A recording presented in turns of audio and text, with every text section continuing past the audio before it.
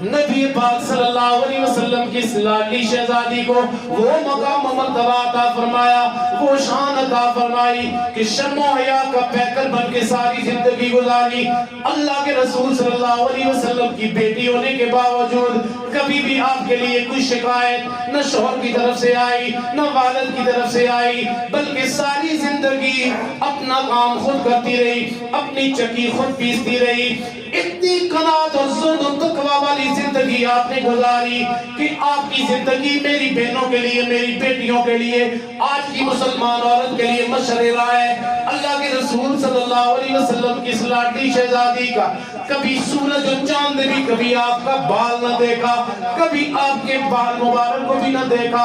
اللہ کے رسول صلی اللہ علیہ وسلم نے اس قدر عزت و احترام عطا فرمایا، فرمایا فاطمہ تو بدت منی فمن اغضبها اغضبنی، فرمایا فاطمہ میرے جگر کا ٹکڑا ہے، جس نے اسے ناراض کیا اس نے میں محمد عربی صلی اللہ علیہ وسلم کو ناراض کیا۔ جس نے ان کے بارے میں کوئی نازیبہ جملہ کہا، فرمایا اس نے میں محمد عربی صلی اللہ علیہ وسلم کو تکلیف دی۔ حضرات محترم، وہ سیدہ کائنات کہ جن کے بارے میں آتا ہے کہ جب رسول اللہ صلی اللہ علیہ وسلم کی بارگاہ میں یہ آتی تو آپ اپنی بیٹی کا اٹھ کر استقبال کرتے، اپنی جگہ پہ بٹھاتے۔ بیٹیاں گھر میں آئیں، میرے دوستوں بزرگوں ان کی عزت کریں، احترام کریں، منہ نہ چھپائیں، غصے سے لال پیلے نہ ہو جائیں۔ بیٹیاں گھر میں آئیں، ان کا استقبال کریں، اٹھ کر ان کو استقبال دیں، اپنی جگہ پہ ان کو بٹھائیں اور عزت و احترام کے ساتھ ان کو رخصت کریں۔ یہ میرے رسول کریم صلی اللہ علیہ وسلم کی سنت ہے۔ اور پھر وہ سیدہ کائنات کہ آخری وقت آیا تو خواب کے اندر رسول پاک صلی اللہ علیہ وسلم کی زیارت ہوتی ہے۔ دیکھا کہ سیدہ خاتون جنت سلام اللہ علیہ کی چارپائی کے سرانے اللہ کے رسول صلی اللہ علیہ وسلم کھڑے ہیں۔ آپ نے دیکھا، یوں معلوم ہو رہا ہے جیسے آپ کسی کا انتظار کر رہے ہو۔ آپ صلی اللہ علیہ وسلم نے جب آپ صلی اللہ علیہ وسلم کو سیدہ نے دیکھا تو عرض کرنے لگی، ابا حضور لگتا ہے کہ آپ کسی کا انتظار کر رہے ہیں۔ آپ صلی اللہ علیہ وسلم نے فرمایا، بیٹی اب فراق کی گھڑیاں ختم ہو چکی ہیں، جدائی کی گھڑیاں ختم ہو چکی ہیں، اب میں تجھے لینے کے لیے آیا ہوں، اب میں تجھ سے ملاقات کرنے کے لیے آیا ہوں۔ جب سیدہ نے رسول پاک صلی اللہ علیہ وسلم کی زبان مبارک سے یہ خوشخبری سنی تو آپ تڑپ گئی، آپ کے دل کو چین آ گیا۔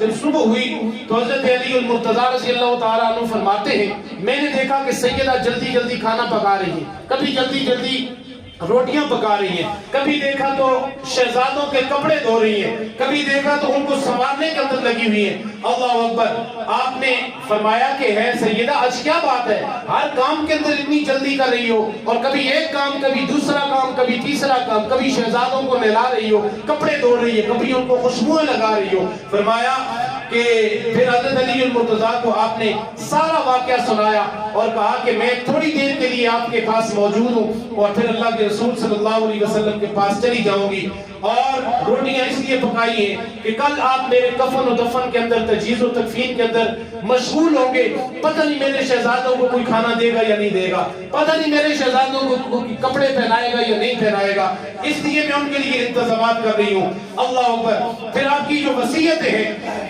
وہ 4 وصیتیں سنیں، اور یہ 4 وصیتیں میری اور آپ سب کی آج اس علاقے کی، اس معاشرے کی بہنوں بیٹیوں کے لیے، یہ اپنی کاپی کے اوپر، پنسل کے اوپر سیدہ کائنات کی 4 وصیتیں لکھ لیں۔ پہلی وصیت آپ نے جو حضرت علی المرتضیٰ سے کی وہ یہ کی، فرمایا کہ اگر میری طرف سے کوئی آپ کو تکلیف پہنچی ہو یا آپ کی خدمت میں کوئی کمی واقع ہو تو مجھے معاف کر دیں۔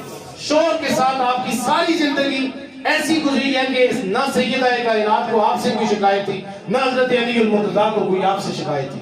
میاں بیوی کا رشتہ اس طرح سے ہونا چاہیے کہ کل جب ایک دوسرے کے ساتھ جدائی کا موقع آئے تو کسی کو کسی سے شکایت نہیں ہونی چاہیے۔ ہماری بہنوں کو، بیٹیوں کو اپنی زندگی ایسے گزارنی چاہیے کہ شوہر کو ان سے کوئی شکایت نہ ہو۔ دوسری وصیت آپ نے کی کہ ہے علی المرتضیٰ، میرے بچوں کے اوپر آپ نے دست شفقت رکھنا ہے، ان کا لحاظ کرنا ہے، ان کا خیال کرنا ہے۔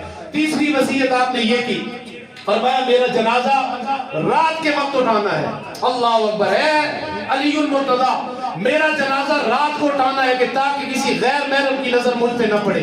زندگی بھر میں نے اپنے والد محترم، اپنے نبی آخر الزمان صلی اللہ علیہ وسلم کی شرم و حیا کا بڑا لحاظ رکھا ہے، اور کبھی میرے بالوں کو، میرے جسم کو کبھی ماہ و انجم نے بھی نہیں دیکھا، کبھی سورج و چاند نے بھی نہیں دیکھا۔ میں نہیں چاہتی کہ کل میرا جو جنازہ ہے وہ بے آبرو ہو کے نکلے۔ اللہ اکبر۔ حضرت علی المرتضیٰ کی آنکھوں میں آنسو آ گئے۔ اللہ اکبر۔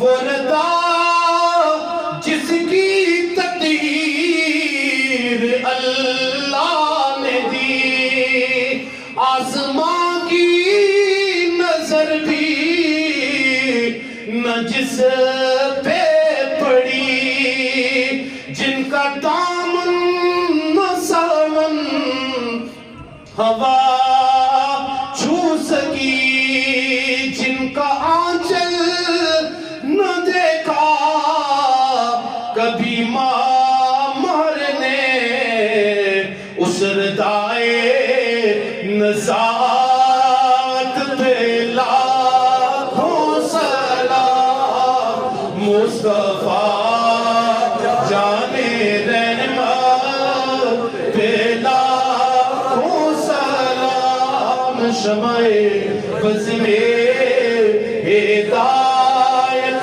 پہ لاکھوں سلام۔ اللہ تعالی ہم سب کو ملتے ہونے کی توفیق عطا فرمائے۔